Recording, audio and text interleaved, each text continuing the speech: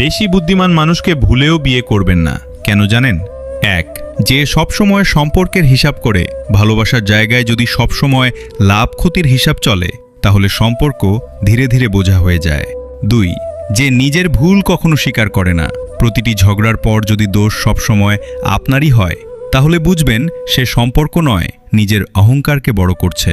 তিন, যে প্রতিটি কথাকে নিজের সুবিধা মতো ঘুরিয়ে দেয়, আজ আপনি যা বলেন কাল সেটাকেই আপনার বিরুদ্ধে ব্যবহার করবে, এমন মানুষের সঙ্গে খোলামেলা কথা বলতেও একসময় ভয় লাগে।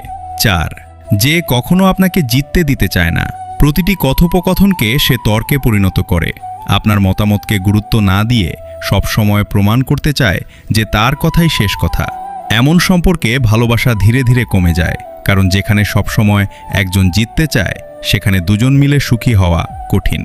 জীবনসঙ্গী খুব বুদ্ধিমান হলেই সুখী সংসার হয় না। সুখী সংসার হয় সততা, বোঝাপড়া আর পারস্পরিক সম্মান দিয়ে।